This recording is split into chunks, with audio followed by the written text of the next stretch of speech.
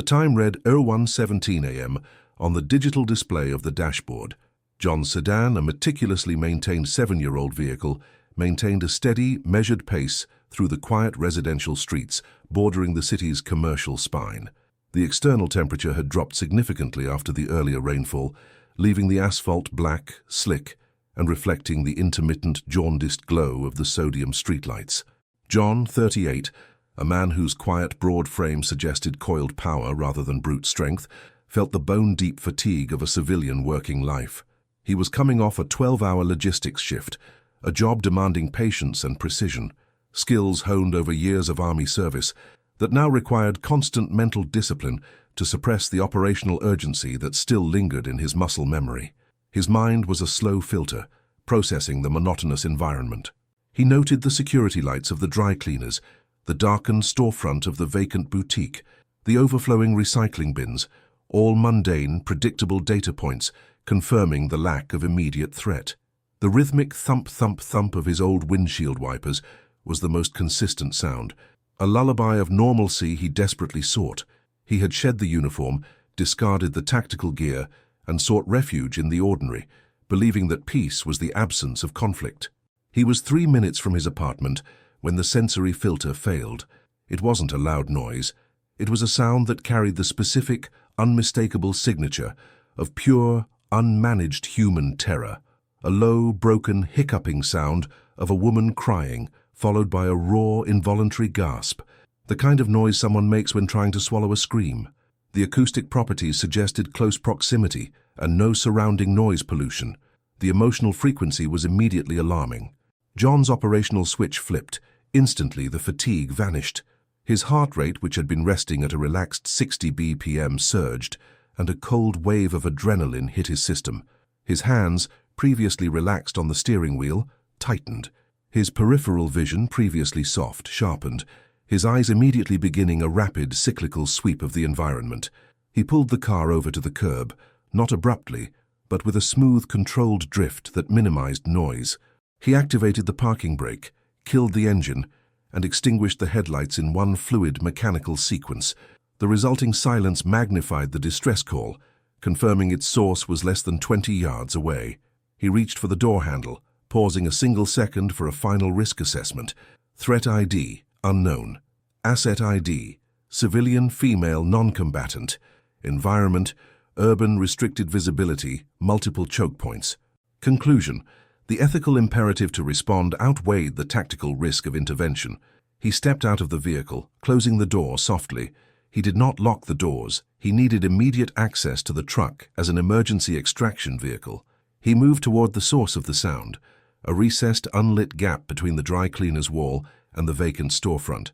He kept his spine straight, his movements slow and deliberate, projecting a non-aggressive profile while maintaining combat readiness. Every step was measured on the damp asphalt to avoid scuffing the pavement. The narrator's voice confirmed the pivot. He wanted the silence, the easy peace of his ordinary life. He was about to find that the soldier he left behind never truly went home. The moment he heard that cry, his mission started. He found her huddled deep in the shadows, pressed tightly against the cold brick wall. She was small, young, dressed in light, inadequate civilian clothes.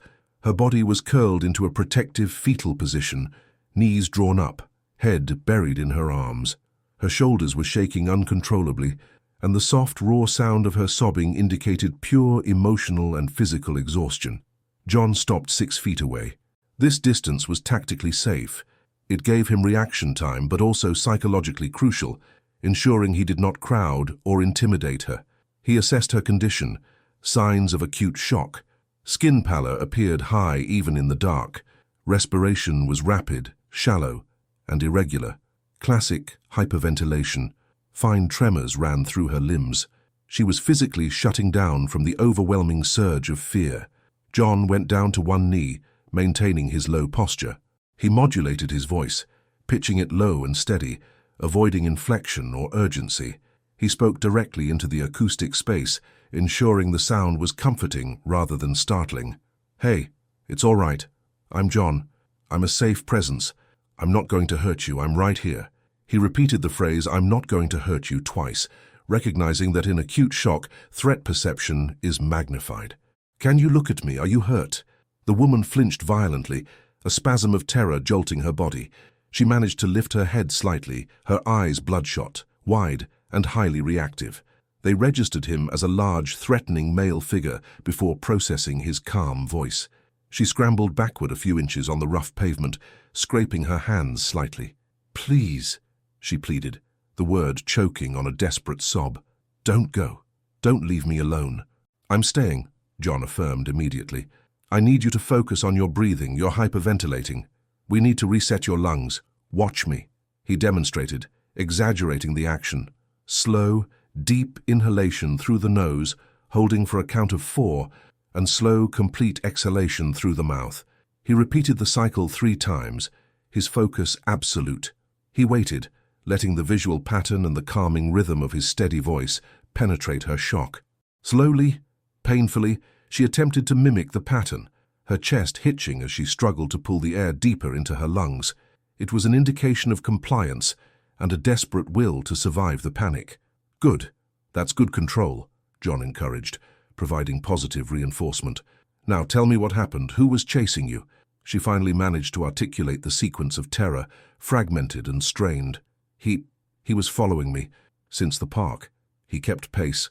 When I cut through the residential street, he sped up. I screamed and I ran. I ran so fast and I dropped it. I lost the bag. I can't go home without it." Her voice dissolved into despair. She pointed a shaking finger vaguely down the empty street. John processed the data. Targeted pursuit. Kept pace. Loss of asset. Bag. High emotional value. Can't go home without it. The description of the pursuer, a silent, persistent presence, did not fit the typical profile of a desperate, impulsive street criminal. This was deliberate. This was retrieval. John shifted his weight, moving his right foot slightly, rotating his torso so that his body was directly interposed between her and the open street. He was now her human shield, creating a physical safety margin. "We are going to find the bag," he stated, his voice calm, transitioning from medic to protector. "But first we need to address the immediate threat. Did you see the person who followed you? Uniform, vehicle?" Before she could answer, the silence of the night was shattered by a growing auditory signature, the sound of a combustion engine, close, cruising slowly.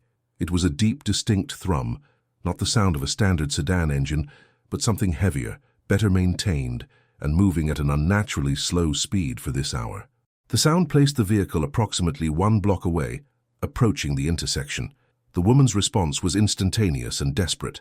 Her eyes widened, focusing on the unseen threat with absolute certainty.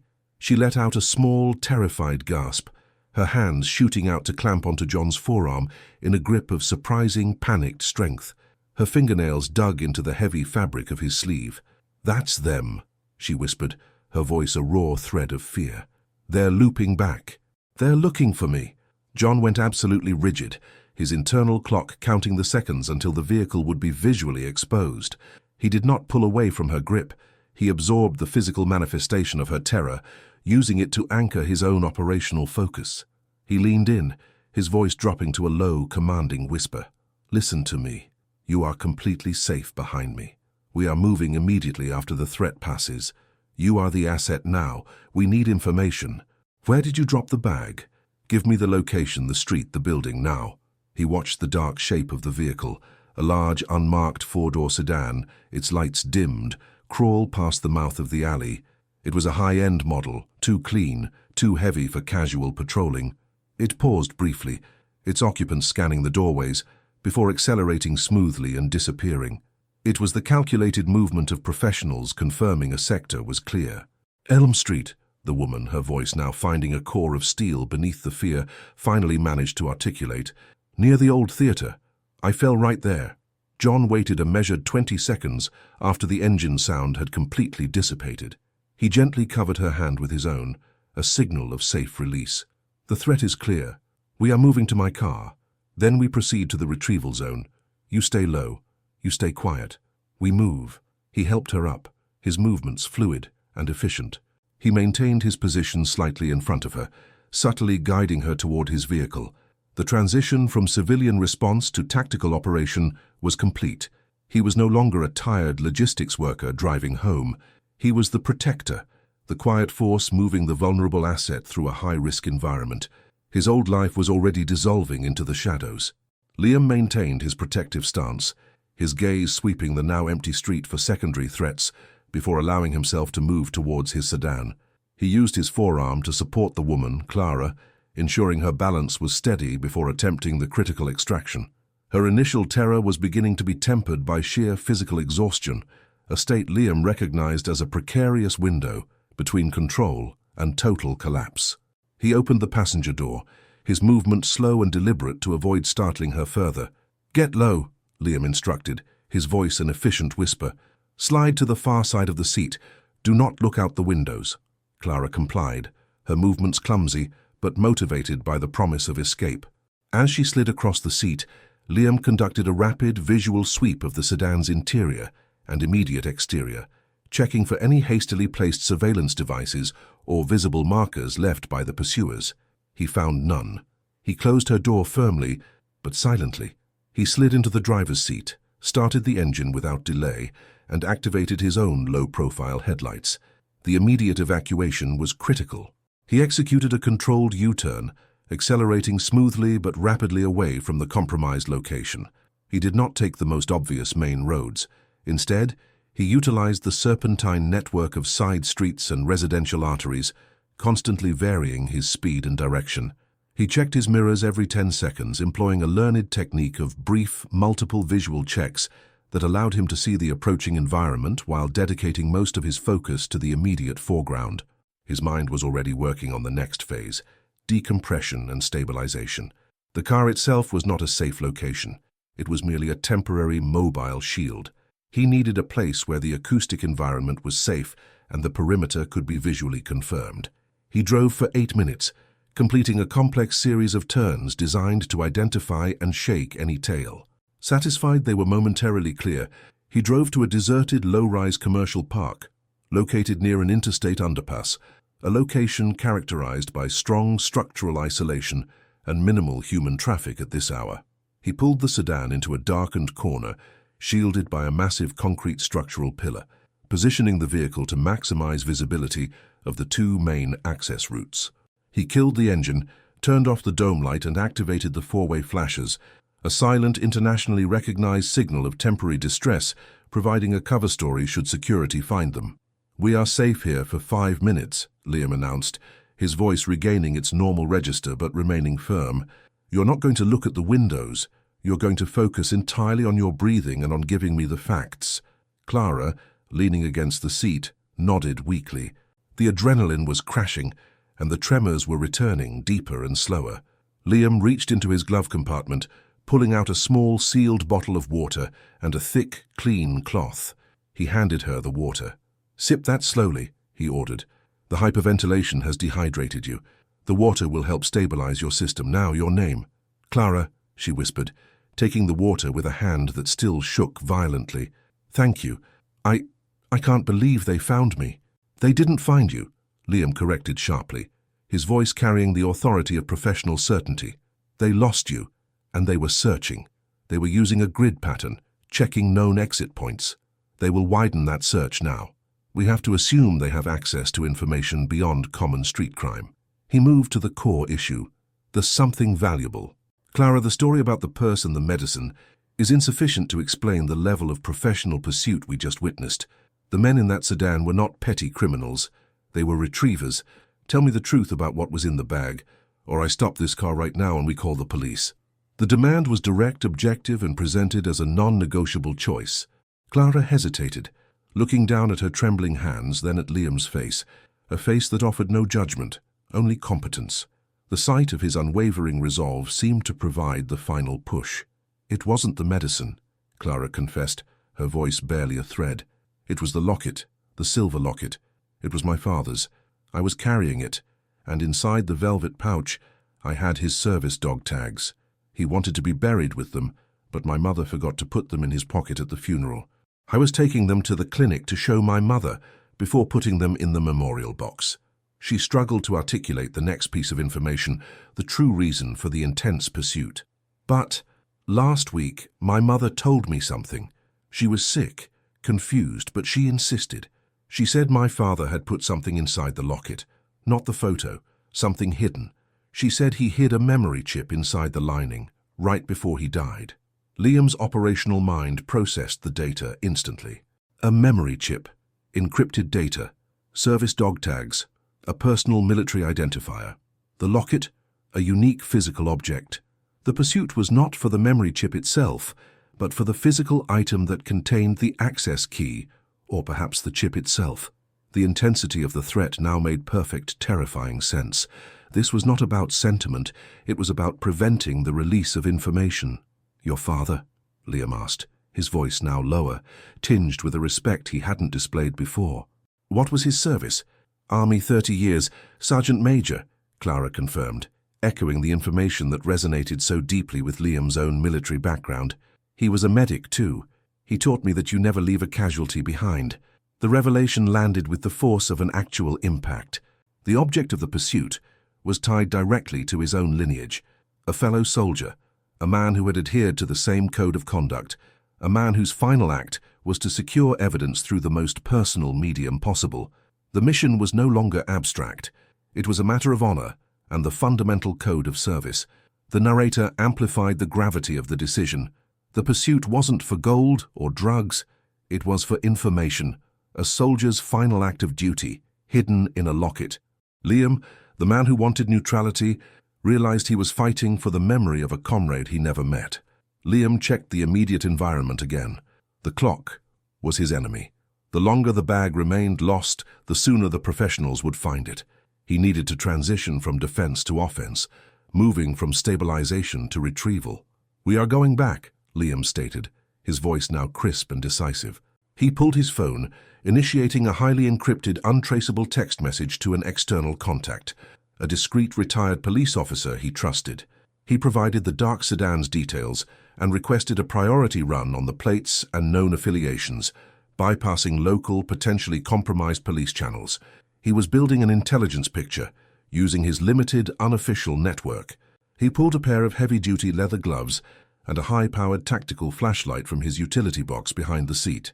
He methodically checked the light's functionality, ensuring its beam was tight and strong. "Clara," Liam commanded, turning to her, "you are the specialist in this environment. Tell me exactly where you ran, every landmark, every change in pavement, every shadow. I need a mental map of that 2-block radius, focusing on low visibility points and debris where the bag may have slid." Clara took a final, steadying sip of water, the terror now replaced by a fierce, protective determination mirroring Liam's own. She initiated the full, detailed debriefing, describing the scene of loss with surgical precision. "The theater entrance was dark. I fell when I hit a tree root. The bag flew off my shoulder toward the security fence, near a thick hedge.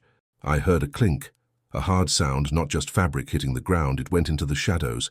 Metal on pavement masked by leaves," Liam summarized, translating the data into an operational search grid. "We are going in. You stay here, locked in the vehicle, low with the phone. If anyone approaches, you call 911 immediately, hit the horn, and do not open the door. Understood?" "Understood," Clara confirmed, her resolve solidifying. Liam confirmed the parameters of the T-site one last time, ensuring the sedan was invisible to casual scrutiny. The journey back to the retrieval zone, the area of greatest risk, was initiated. He started the engine, pulling the vehicle out of the safe corner and back onto the main arteries, moving with renewed lethal efficiency towards Elm Street. The silence in the car was thick with anticipation. The mission to honor a dead comrade's final duty was underway. Part 3. Approximadamente 30,000 caracteres. Liam parked the sedan 4 blocks away from Elm Street, ensuring the vehicle was obscured by a large, stationary municipal waste container and oriented for immediate, rapid exfiltration. The location provided acoustic cover and minimized the risk of having the sedan's license plate flagged by patrolling search teams. He instructed Clara again on the non-negotiable protocol. Remain below the window line, lock all doors, and activate the emergency signal only if physically threatened. Her acceptance of the command was swift and unwavering, a testament to her renewed focus on the mission objective. Liam exited the vehicle, retrieving his specialized kit, a compact, dark utility bag containing high-intensity flashlight batteries, a robust multi-tool, and heavy-duty reinforced leather gloves. He moved toward Elm Street, his body low, utilizing the deep, inconsistent shadows cast by the residential trees and the occasional porch light.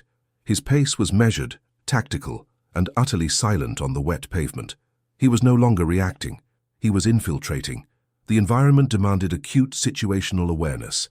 The humidity from the recent rain still clung to the air, muffling distant sounds, but carrying localized noises with unnerving clarity. Liam focused on the scent, wet earth, residual industrial exhaust, and the faint, acrid smell of ozone from high-voltage lines. He checked the rooftops, windows, and parked cars, identifying potential observation posts and secondary threats. His mind built a three-dimensional map of the retrieval zone, prioritizing cover and escape routes. He reached Elm Street, the avenue dominated by the darkened, imposing facade of the old theater, a massive structure of stone and decaying architectural detail that cast an enormous deep shadow across the sidewalk. This deep shadow was both an advantage for concealment and a danger, reducing visibility to zero. Liam moved toward the specific drop zone Clara had detailed, the large exposed root of an oak tree near the theater's security fence, adjacent to a dense hedge. The area was exactly as she described, a mix of wet asphalt, soft earth, and heavy debris. The risk of encountering the search team was highest here. They would have logically concluded the most valuable item would be dropped near the scene of the struggle. He paused at the edge of the shadow, listening for 3 full minutes. The only sounds were the slow, persistent drip of water from the awning and the distant, constant hum of the city's power grid.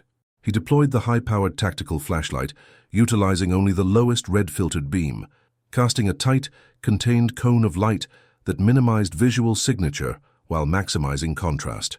He initiated a systematic search grid. He started at the tree root, moving in expanding circles outward.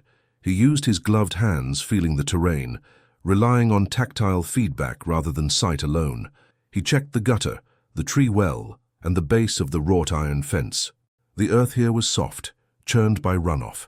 He moved to the dense, low hedge, the final piece of the grid. Metal on pavement, masked by leaves, he repeated Clara's instructions in his mind, focusing on the auditory intelligence she provided.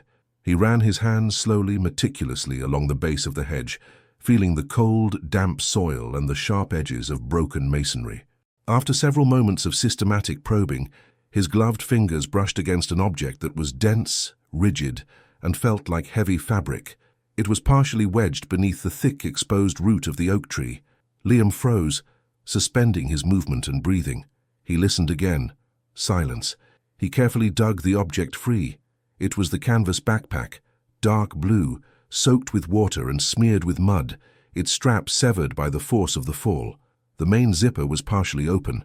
The retrieval was confirmed. He did not open it immediately. He moved the bag into the deepest shadow near the theater wall, using the heavy stone structure as a primary shield. He used the lowest setting of his red-filtered light to examine the contents. The purse, the common medication, and nestled in a small velvet pouch the prize, the antique silver locket. It was tarnished and damp, but structurally intact. The tension of the entire night, focused on this single physical object, settled over him. As he was securing the locket inside his own utility vest, transferring the high-value asset from the compromised container to his secure location, the operational environment deteriorated instantly. The sound was not subtle.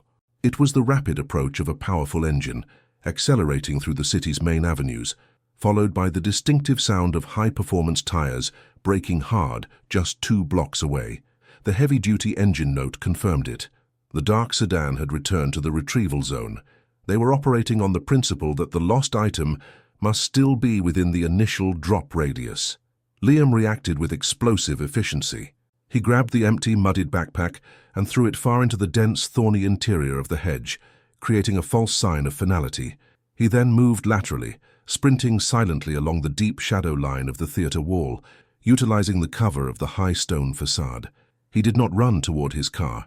He ran perpendicular to the threat, prioritizing the preservation of his own vehicle and the asset, Clara, within it.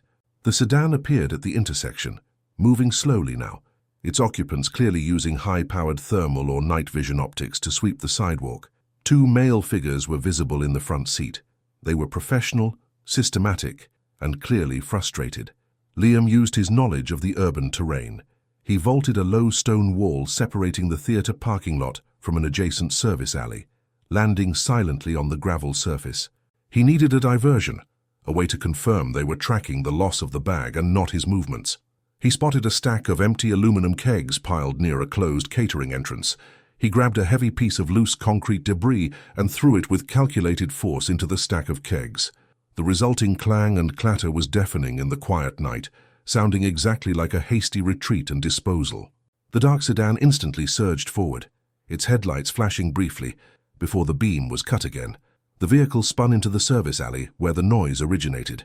Liam used the critical 20 seconds of their confusion. He moved fast, sprinting through the service alley and emerging 3 blocks away, fully clear of the immediate pursuit zone. He maintained his low profile, his hands resting on his empty holster, relying on the speed and precision of his movement. He was the ghost they couldn't find, the anomaly in their predictable search grid. He continued to move away from the retrieval zone, utilizing the cover of a municipal park that offered high levels of concealment in its dense trees and deep shadows.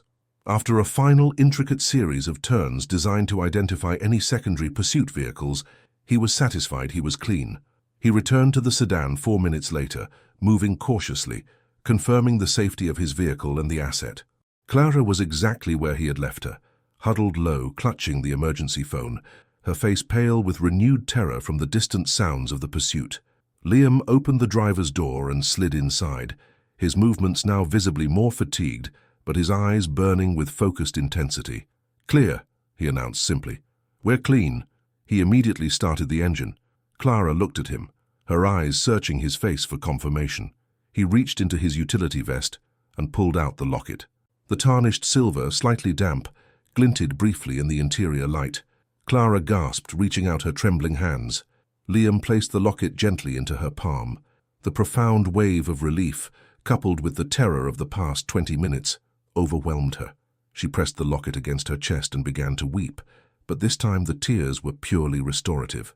"Thank you," she whispered, the words carrying the full weight of a lifetime of gratitude. Liam, maintaining his focus on driving them out of the area, watched her briefly in the reflection of the dashboard glass. He knew the emotional climax was approaching.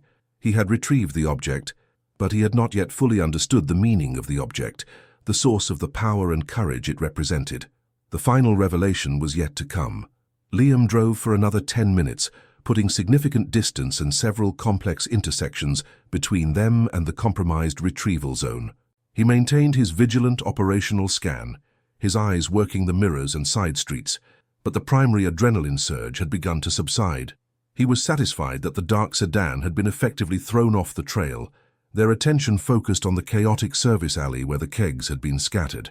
He pulled into a brightly lit, well-populated gas station forecourt, a location that offered high visibility and acoustic safety, and cut the engine. This was the final decompression stage before the handoff. Clara, now resting against the headrest, was visibly calmer. She held the silver locket tightly in her left hand, her right hand resting over it protectively. She was no longer shaking violently, but the sheer emotional exhaustion was evident in the pallor of her face. She looked at Liam, her eyes clear now, focused, and filled with a deep, profound connection. "I need you to open it," Liam instructed, his voice low, gentle, but firm with purpose. "I need to know exactly what we risked everything for. If there is a data chip, we need to know the next operational step." Clara nodded slowly, her brow furrowed with concentration. She used her fingernail to carefully pry open the clasp. Inside, the faded black and white photograph of the young soldier father was visible. She touched the image reverently, then carefully ran her fingertip along the very thin, antique brass lining of the frame. Her finger stopped at an almost invisible seam. She pressed the seam firmly. Click. A tiny section of the lining, no larger than a grain of rice, sprung open. Tucked securely inside the tight compartment was a minuscule, high-density memory chip, the exact size and dimension of an advanced digital storage device. The ultimate prize. Clara looked at the chip, then at Liam, comprehension dawning on her face. "My mother was right. This is why they wanted the locket. My father hid something important." She gently dislodged the chip, holding the tiny, cold piece of technology in her palm. Liam reached into his utility vest and pulled out his private cell phone. the encrypted one reserved for non-civilian communication. He took a high-resolution photograph of the chip, recording its serial number and physical identifiers for intelligence logging. He looked at Clara, demanding the final, complete truth. "Clara, this is beyond a family heirloom. This is intelligence. Your father was a sergeant major. He died 5 years ago. This chip is related to his service. What did he do? What was he protecting?" Clara took a deep, steadying breath.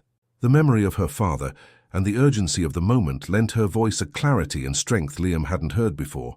"He wasn't just a logistics soldier," she began, speaking slowly, deliberately. "He retired early because he became an internal auditor for military contracts abroad. He specialized in tracking fraud and embezzlement, involving large overseas construction and development contracts, the kind that are difficult for the government to track. He found anomalies tied to a major shell corporation. He was about to blow the whistle on a massive kickback scheme involving stolen government aid funds and local political payoffs. He told my mother that if anything happened to him, she should secure the locket because the truth is inside the soldier. He was diagnosed with terminal cancer soon after." Liam absorbed the massive influx of data. The truth was not just emotional, it was high-level corporate and political corruption, potentially involving the very development firm tied to the dark sedan's license plate. Hayes's people were likely trying to retrieve the chip before the statute of limitations expired, or before the original whistleblower's information became obsolete. The victim was a brave man, a soldier of integrity who fought corruption until his last breath. Clara reached out and placed the chip, the silver locket and the dog tags into Liam's hand. "He can't protect this anymore, but you can. You are the only person who hasn't tried to hurt me. You are exactly the kind of man my father told me to trust." Liam felt the combined weight of the objects, the emotional history, the military identifier, the explosive evidence. He had completed the retrieval, but the mission had just begun. He secured the objects carefully within a hidden zipped pocket of his utility vest. "The immediate threat is neutralized," Liam stated, his voice reverting to his professional, low operational tone. "The asset is secure. We are proceeding to the original destination." He started the engine and drove the final distance to the city clinic. He pulled up to the curb, parking directly under a bright security light. He helped Clara out of the car, ensuring she was steady on her feet. "You go inside. You are safe here. Tell the security desk you were mugged, lost your backpack and need assistance. Do not mention the locket or the men in the dark sedan. The less you say, the safer you are." Clara nodded, her eyes reflecting the gratitude and the solemn weight of the mission accomplished. She turned and looked at him one last time, reaching out and gently touching the sleeve of his jacket, right where she had gripped him in fear earlier. "Thank you, soldier," she whispered, her voice husky with profound recognition. "You didn't just give me back my father's memory, you gave me back the truth. I know he's resting in peace now." Liam felt the genuine, crushing emotional impact of her words. He simply nodded, offering a slight respectful bow of the head, a soldier's acknowledgement of another soldier's sacrifice. He watched her walk into the clinic's bright, sterile lobby. Only when the security door hissed shut behind her did he allow himself to move. He did not drive home. He pulled out the encrypted phone. The message from his retired police contact confirmed the worst. The dark sedan was indeed registered to a shell corporation owned by the Axiom Development Group, a major firm notorious for strong-arm tactics and rapid, often politically questionable, expansion. The connection was clear. Liam drove toward the financial district, toward the headquarters of the Axiom Development Group. He drove slowly, methodically, his hands now gripping the steering wheel with focused, absolute resolve. He had the proof, and the vulnerable asset was safe. But the threat, the systemic corruption that hunted a terrified young woman for a piece of metal, was still operational. That required a different kind of justice. The vigilante commitment was solidified. He was no longer just protecting the memory of a dead soldier. He was fighting the forces that killed him. He was a man outside the law, armed with the truth and fueled by a code of honor the official channels had forgotten. The narrator's final reflective monologue began, quiet and profound. John had spent years seeking the easy peace of an ordinary life, believing his time as a protector was over. But the universe has a way of returning you to your mission. Clara's courage, born of love and loss, gave him the direction he lacked. She showed him that the fight for integrity wasn't overseas in the abstract. It was here, in the cold, dark alleys of his own city, waged against men in expensive suits and unmarked cars. He secured the evidence, but the city had claimed him. He never went back to the logistics job. He found his purpose in the gap, the place where the law ended and the victim was left exposed. The man who had been a soldier of the system was reborn as the quiet reckoning, the shadow protector. The long night was finally over, but for the predators of the city, the time for silence was done. The watch had just begun.